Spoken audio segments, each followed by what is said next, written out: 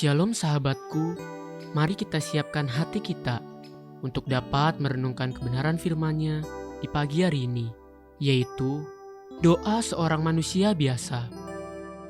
Mari kita buka Alkitab di dalam kitab 1 Raja-Raja 18 ayat 41 sampai yang ke-46. Kemudian berkatalah Elia kepada Ahab, "Pergilah, makanlah dan minumlah, sebab bunyi derau hujan sudah kedengaran." Lalu Ahab pergi untuk makan dan minum. Tetapi Elia naik ke puncak gunung Karmel, lalu ia membungkuk ke tanah dengan mukanya di antara kedua lututnya. Setelah itu ia berkata kepada bujangnya, "Naiklah ke atas, lihatlah ke arah laut." Bujang itu naik ke atas, ia melihat dan berkata, "Tidak ada apa-apa." Kata Elia, "Pergilah sekali lagi." Demikianlah sampai 7 kali. Pada ke-7 kalinya berkatalah bujang itu, "Wah, awan kecil sebesar telapak tangan timbul dari laut." Lalu kata Elia, "Pergilah, katakan kepada Ahab, pasang keretamu dan turunlah, jangan sampai engkau terhalang oleh hujan." Maka dalam sekejap mata, langit menjadi kelam oleh awan badai, lalu turunlah hujan yang lebat. Ahab naik kereta, lalu pergi ke Yizreel. Tetapi kuasa Tuhan berlaku atas Elia. Ia mengikat pinggangnya dan berlari mendahului Ahab sampai ke jalan yang menuju Yizreel. Kita pernah mendengar perkataan firman Tuhan di kitab Yakobus 5 ayat 17 yang menyatakan demikian.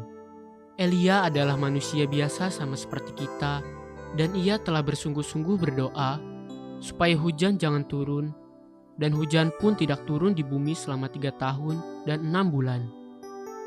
Coba kita belajar satu kebenaran dari manusia biasa ini yang bernama Elia, yang telah sungguh-sungguh berdoa.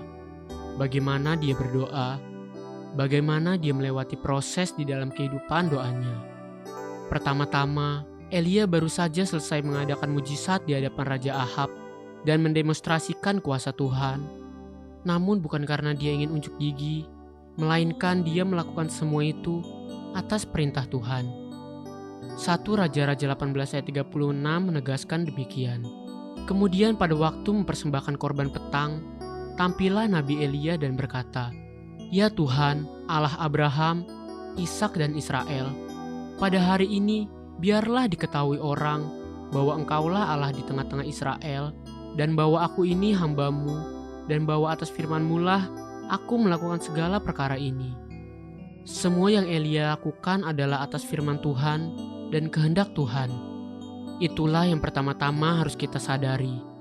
Kemudian ketika Elia mulai berdoa setelah sekian lama, kering kerontang dan tidak turun hujan, Elia berkata kepada Ahab, "Pergilah, makanlah dan minumlah, sebab bunyi derau hujan sudah kedengaran."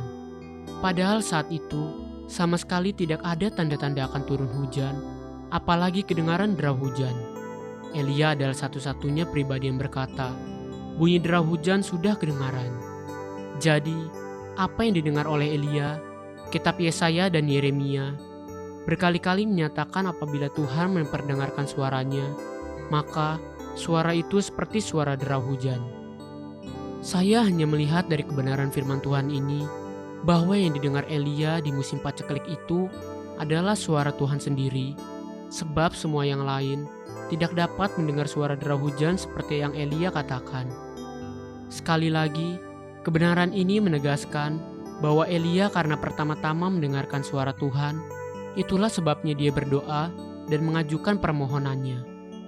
Elia karena sudah mendengar suara Tuhan dan tahu persis apa yang Tuhan hendak kerjakan, maka dengan sungguh-sungguh dia berdoa.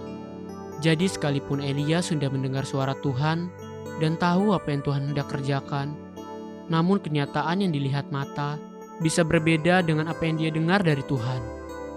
Pernahkah saudara mengalami hal seperti itu?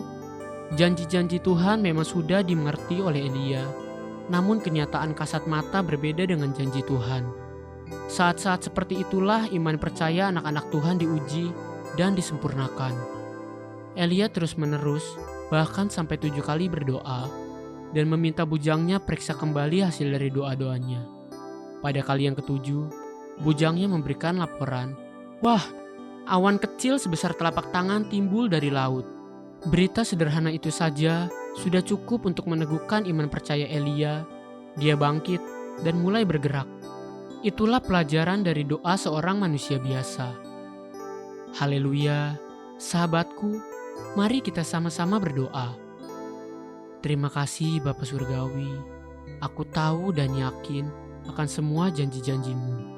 Aku mau terus percaya dan berpegang kepada perkataan-Mu sampai Tuhan sendiri melangkah menolongku. Amin.